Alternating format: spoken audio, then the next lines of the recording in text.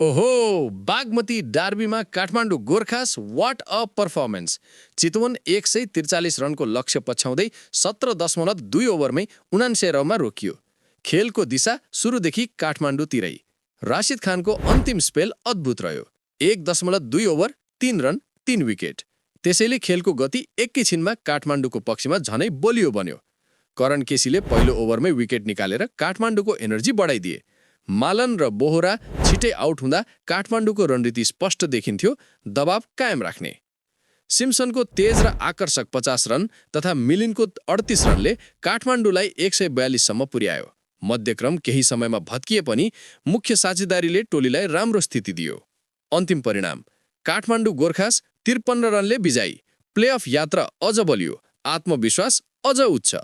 Video मन परेमा like, comment, follow र सेयर गर्न नछुटाउनु है। अनि यो सिजन कसले बाजी मार्ला कमेन्टमा लेख्नुहोस्। अर्को खेलमा फेरि भेटौँला, रमाइलो ग्यारेन्टी।